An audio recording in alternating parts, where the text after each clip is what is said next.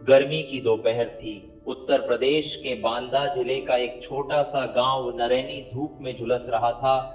गांव की संकरी पगडंडियों पर मिट्टी से सने पांवों से एक 12 साल की लड़की स्कूल की ओर चल रही थी। उसके पांवों में चप्पल नहीं थी, वो कई महीने पहले टूट चुकी थी। अब बस एक लाल रिबन बालों में था और आंखों में चमक। उसका नाम था प्रिया। हर रोज वो 5 किलोमीटर पैदल चलकर स्कूल जाती। धूप, बारिश, कीचड़, कुछ भी उसे रोक नहीं सकता था। उसके पास न किताबों की पूरी जोड़ी थी, न नए कपड़े, मगर एक चीज थी जो सबसे कीमती थी, उसका सपना, घर की जिंदगी। भूख से बड़ी थी उम्मीद। प्रिया का घर मिट्टी और गाय के गोबर से लिपा हुआ एक झोपड़ा था। अंदर एक पुरानी खाट, एक टूटी बाल्टी और दीवार पर टंगे भगवान शिव की तस्वीर के अलावा कुछ नहीं था। पापा खेतों में मजदूरी करते, दिन भर काम करके कभी कभी माँ दूसरों के घरों में झाड़ू पोंछा करती।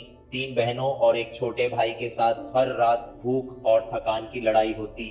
मगर माँ की एक बात प्रिया को हमेशा याद रहती, बेटा, हालात से बड़ी होती है हिम्मत और तू बहुत हिम्मती है। प्रिया जब पहली बार स्कूल गई तो उसे देखकर बच्चे हंसे। ये कौन है जो चप्पल पहनना भी नहीं जानती? इसके पास बैग नहीं है, पेंसिल कहाँ रखती होगी? मगर उसे फर्क नहीं पड़ा। वो सीधी जाकर पहली बेंच पर बैठ गई। जब टीचर ने पूछा, नाम क्या है? उसने कहा, प्रिया। पूरा क्लास हंस पड़ी। मगर उस दिन से प्रिया की पढ़ाई एक मिशन बन गई। 8वीं क्लास में जिले की टॉपर बनी। उसे किताबों का इनाम मिला, वो भी पहली बार। उसने उन किताबों को कवर चढ़ाया, साफ रखा और कहा, ये मेरी अगली मंजिल की सीढ़ी है। 10वीं में उसने फिर टॉप किया। गांव वालों की नजरें बदलने लगी। कुछ बोले, अरे पायल तो होशियार है। कुछ बोले, इससे शादी की बात रुकवाओ, ये लड़की कलेक्टर बन सकती है।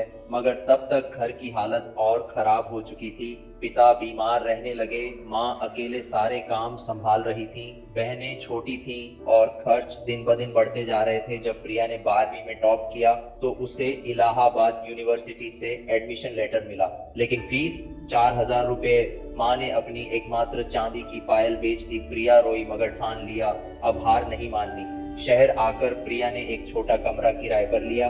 वो दिन में कॉलेज जाती, रात में बच्चों को ट्यूशन पढ़ाकर घर भेजने के पैसे जोड़ती, शाम को मंदिर में बैठकर पढ़ाई करती, क्योंकि कमरे में बिजली नहीं थी।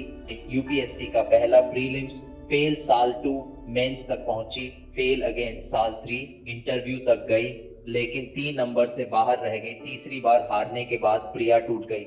उसने घर फोन किया और कहा, माँ, शायद मैं नहीं बन पाऊंगी, शायद ये सपना मेरे लिए नहीं था। फोन पर थोड़ी देर खामोशी रही, फिर माँ की आवाज आई, बेटा, अगर तू हार मान गई तो हम सब भी हार जाएंगे। तू अकेली नहीं है, तुझे देखकर गांव की दर्जनों लड़कियां सपने देखती हैं। अब तू सिर्फ अपनी नहीं, उनकी भी उम्मीद है। उस दिन प्रिया ने अपने आंसुओं को पोंछा और फिर से खड़ी हो गई। अब की बार प्रिया ने खुद को एक वॉरियर की तरह ट्रेन किया। रोज 14 घंटे पढ़ाई, मोबाइल बंद, सोशल मीडिया से दूरी, सुबह 4 बजे उठना, पुराना रिकॉर्डेड इंटरव्यू सुनना, मॉक टेस्ट देना और हर रात माँ की लिखी चिट्ठी पढ़ना। पढ़ बेटी, तेरे पैरों में कांटे जरूर हैं, लेकिन उन्हीं पैरों से तू एक दिन आसमान पर चलेगी। जब यूपीएससी का रिजल्ट आया तो प्रिया को खुद यकीन नहीं हुआ। All India rank 37 IAS. Priya Sharma. गांव में ढोल बजे, मिठाई बांटी गई। लोग जिनके ताने प्रिया ने सुने थे, वही लोग अब लड़कियों से कहते, देखो प्रिया को, हमारी बेटी भी बनेगी कलेक्टर। माँ ने कहा, मैंने सिर्फ पढ़ाई के लिए चप्पलें बेची थीं, आज लगता है भगवान ने वही लौटाई हैं, सोने की चप्पलों के रूप में। आज प्रिया एक आईएएस अधिकारी है। वो सरकारी स्कूलों के स्तर को सुधार रही है, लड़कियों के लिए छात्रवृत्ति योजना चला रही है।